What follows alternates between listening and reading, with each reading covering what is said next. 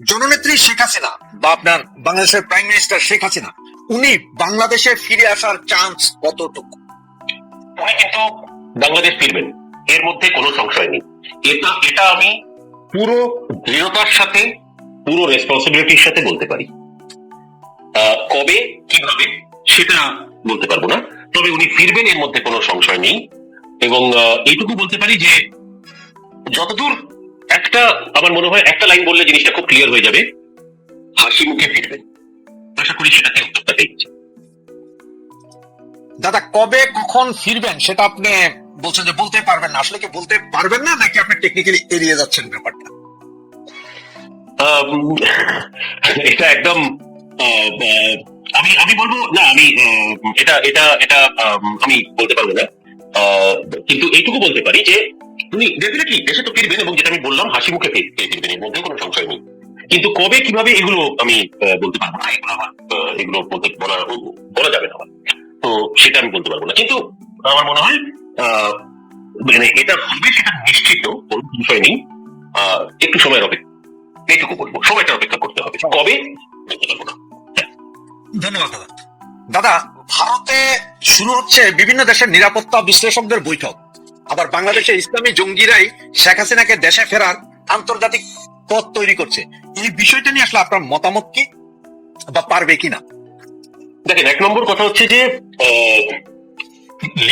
আন্তর্জাতিক যে ল গুলো আছে সেই ল এর হিসেবে বাংলাদেশের ইন্টারিম সরকারের তরফ থেকে এরা যতই যা চেষ্টা করুক সেটা তারা করতে পারবে না, এক নম্বর। দু নম্বর, জঙ্গিবাদ, আমি যেটা বলবো যে এই মুহূর্তে বাংলাদেশ একটি জঙ্গিবাদের মানে হটবেড হয়ে আছে এই মুহূর্তে। সুতরাং সেই অবস্থাতে মানে বেশ কিছু জঙ্গি সংগঠন শুধু বাংলাদেশের ভেতরের নয়, ভেতরের তো প্রচুর জঙ্গি সংগঠন আছেই, এটা ছাড়াও পাকিস্তানের থেকে যে দুটি জঙ্গি সংগঠন এই মুহূর্তে বাংলাদেশে মানে খেলে বেড়াচ্ছে, যাকে আমি বলবো এভাবেই বলবো, তারা অনেক কিছু প্ল্যান প্রোগ্রাম, অনেক কিছু তারা চেষ্টা করছে করার, সফল একটাও হবে না, এর মধ্যে কোনো সংশয় নেই। কিন্তু মজার ব্যাপার হচ্ছে যে এই জঙ্গি সংগঠনের দিক দিয়ে যদি আমি কথাটা দেখি জিনিসটা, তাহলে এদেরই বড় বড় নেতাগণেরা বলছেন যে এই সিকিউরিটির কনফারেন্সে, যেখানে সিকিউরিটির কনফারেন্সের কথা হচ্ছে, সেখানে এমন লোকেরা কথা বলছে যারা নাকি সিকিউরিটির জন্য সবচেয়ে বড় থ্রেট। সুতরাং আমি মনে করি যে বেশি কথা বলার আগে তারা যেন নিজেদের দিকটায় আগে দেখে, তারপরে যেন কথাটা অন্য কোনো দেশকে বলে, বিশেষ করে ভারতকে। ধন্যবাদ দাদা। দাদা, আমি একটা জাস্ট কমেন্টস একটা জবাব দিয়ে দিই, সরি আপনাকে। আমাদের এক ভাই লিখেছেন, ভাই আপনার সব পোস্ট দুবার করে আসছে। জি ভাই, আমাদের সব পোস্ট দুবার করে আসছে, কারণ আমরা দুটা ভার্সনে চালু করেছি, একটা হচ্ছে টিভি, ল্যাপটপ, কম্পিউটার থেকে, আর একটা হচ্ছে মোবাইল থেকে। যে যেখান থেকে দেখবে সেখান থেকে দেখতে পারবে, এই জন্য দুবার করে আসছে ভার্সনটা। ধন্যবাদ ভাই আপনাকে। দাদা, আজকে আমাদের পররাষ্ট্র উপদেষ্টা উনি বলেছেন যে ভারত শেখ হাসিনাকে ফেরত দেবে না, এবং এই জন্য কিছু করারও নেই। কিছুদিন আগে আবার আমাদের আপনার প্রেস সচিব বলেছিলেন যে সকলকে ফেরত নিয়ে আসা হবে এবং আসাদুজ্জামান খান কামালকে দিয়ে ফেরানোর পথ তৈরি হবে। এবং ভারতের সম্ভবত জয়শঙ্কর স্যার মনে বলেছিলেন যে শেখ হাসিনা যতদিন প্রয়োজন ততদিনই এই দেশে থাকবেন। আপনি বিষয়টাকে একটু খোলাসা করতে পারবেন, আসলে কোন দিকে কি বল খেলা হচ্ছে? দেখুন, এটা ফুটবল মাঠের মতো, যেখানে দুটি গোলপোস্ট আছে, দুটি টিম থাকার কথা, কিন্তু এখানে 4-5টা টিম আছে এবং গোলপোস্ট সেই দুটোই আছে। যাই হোক, আশা করি যেটা বলার আমার প্রচেষ্টা সেটা কিছুটা বুঝেছেন। তা সত্ত্বেও আমি জিনিসটাকে আরেকটু ক্লিয়ারলি বলার চেষ্টা করছি। এক নম্বর, ভারতের তরফ থেকে যেটা আমাদের ভারতের বিদেশমন্ত্রী, পররাষ্ট্রমন্ত্রী যিনি কথাটা বলেছেন, ওনার কথাটা একেবারে ক্লিয়ার, জিনিসটা এর মধ্যে কোনো সংশয় নেই। দ্বিতীয়ত, যেটা আজকে বাংলাদেশের তরফ থেকে যে স্টেটমেন্টটা এসছে যে আমরা মানে যদি ভারত হয়তো দেবে না, এবং আমাদের সেটা মেনে নিয়ে থাকতে হবে, এরকম ভাবেই স্টেটমেন্টটা করা। তার মানেটা এটা যে কোথাও একটা ভালোভাবে তারা বুঝতে পেরেছে যে বৃথা চেষ্টা করে লাভ নেই। চেষ্টা একটা সময় অবধি জোর গলায় বলা হয়েছিল যে ভারত দিয়ে দাও আমাদের শেখ হাসিনাকে, এরকম করে বলা হয়েছিল। আজকে সেই গলাটা অনেক নীরব, অনেক চুপচাপ ভাবে জিনিসটা বলছে, কেন কথাটা একেবারে ক্লিয়ার। কেন এটা আন্তর্জাতিক আইন মতেও নয়, এবং কোনোভাবে এটা হয় না যে যে কাউকেই আমি চাই, যে আমাদের দেশের লোক হলে অন্য দেশে গিয়ে বসে আছে বলে আমি যে কাউকে উঠিয়ে আনতে পারবো, সেটা সম্ভব নয়। সুতরাং সেটার জন্য অনেকগুলো পরিস্থিতি, অনেকগুলো ধরনের অনেক আইনগত ভাবে অনেক কিছু আছে, অত সহজ নয়, এবং এটা আইনগত ভাবেও হওয়ার কোনো সম্ভাবনা নেই। সুতরাং উনি যেটা বলেছেন একেবারে ঠিক। তবে একটা জিনিস ক্লিয়ার হয়ে গেল যে পথে ফেরো, আমি এই দুটো শব্দ বলবো, পথে ফেরো। পথে ফেরো এই জন্য বলবো তাদেরকে, যারা ইউনিস এবং ইউনিসের টিমের যারা আছে, যে আস্তে আস্তে মাথাটায় ঢুকছে যে যতই খালি মাঠে বল নিয়ে দৌড়ো, যখন অপোজিশন টিম নামবে না, অত সহজে গোল করা যায়। বলা এক, করা আরেক, অত সহজে হয়। সুতরাং আমার এইটুকু আমি বলতে পারবো যে এই মুহূর্তে দাঁড়িয়ে একটু একটু করে হলেও জিনিসটা তাদের মাথার মধ্যে ঢুকে গেছে, এবং জিনিসটা বুঝতে পেরেছে, ভালো হয়েছে এটা, যে অত সুন্দর করে, অত ইজি ভাবে কেউ কাউকে চাইলে পেতে পারে না। বিশেষ করে যখন এটা বাংলাদেশের প্রধানমন্ত্রী শেখ হাসিনাকে নিয়ে কথা হচ্ছে। সুতরাং সেই দিক দিয়ে আমার মনে হয় এটা কূটনৈতিক স্তরেও চেষ্টা করুক কি যে কোনোভাবে, কোনোভাবে কোনো লাভ হবে না, এটা বুঝতে পেরে গেছে। এটা দুটো যে জিনিস এটার থেকে আসবে, এক, দক্ষিণ এশিয়ার এই মুহূর্তের পরিস্থিতি যা কূটনৈতিক স্তরে, আমি খালি বলবো না, জিও পলিটিক্যাল স্তরে যদি আমরা দেখি, দক্ষিণ এশিয়ার এই মুহূর্তে যে অবস্থা, সেটাতে বাংলাদেশ এখন যে টাইম বোমের উপর দাঁড়িয়ে আছে, আমি টাইম বোম শব্দটা এই জন্য বলবো যে এই মুহূর্তে একটা টাইম বোমের উপর দাঁড়িয়ে আছে। এই টাইম বোমটা কবে ফাটবে কেউ জানে না, কেননা বোমটা তৈরি বাংলাদেশে, যারা দাঁড়িয়ে আছে তারাও বাংলাদেশি, যেখানে দাঁড়িয়ে আছে সেটাও বাংলাদেশ। সুতরাং এই টাইম বোমটা যেদিন ফাটবে, এটা কিন্তু হঠাৎ হবে, এবং এটা যে কোনো সময় হতে পারে। এটা কালকে, 1 মাস পরে, 2 মাস পরে, 3 মাস পরে হতে পারে, এবং এটা হচ্ছে পলিটিক্যাল টাইম বোম, যাকে বলে রাজনৈতিক টাইম বোম। আর এটা হবেই জিও পলিটিক্যাল স্তর থেকে, এটা বাংলাদেশে হতে বাধ্য।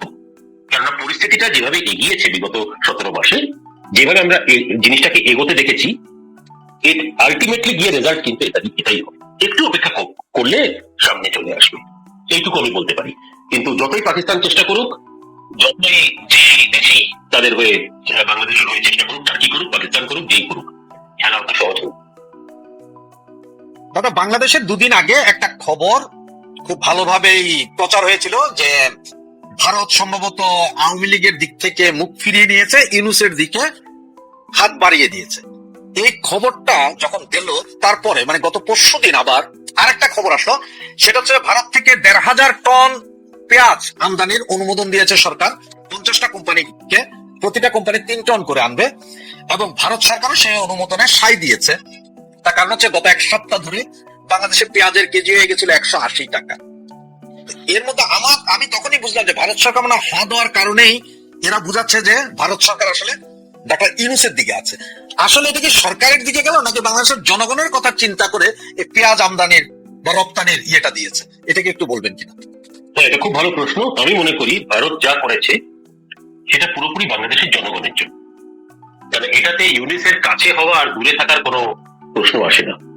কেননা এটা পুরোপুরি ভারত সরকার যেটা করেছে সেটা একটা বাংলাদেশের জনগণের দিক থেকে।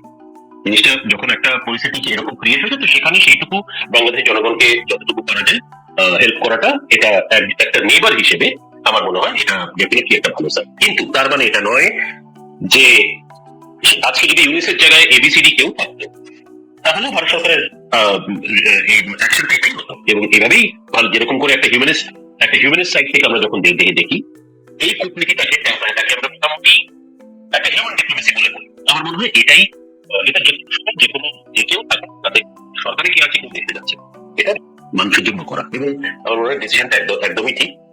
কিন্তু এটা এখন বাংলাদেশের ভেতরে যারা আছে, চরমপন্থী যাদেরকে আমি বলি, বিশেষ করে অ্যান্টি ভারত এবং যারা চরমপন্থী পুরো, তারা জিনিসটাকে অন্যভাবে দেখায়।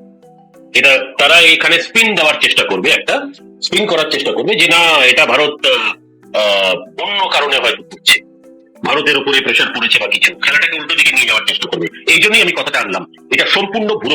আগেই বলে দিলাম আমি, কারণ ইনফরমেশন ওয়ারফেয়ারের এই জিনিসটা হতে চলেছে, বাংলাদেশ থেকে এই জিনিসটা বেরোবে। আমি তার জন্য আগেই বলে দিলাম যে এই জিনিসটা বেরোলে এটা কতটা ইচ্ছাকৃত ভাবে মিথ্যে কথা বলা, সেটা বেরোবে।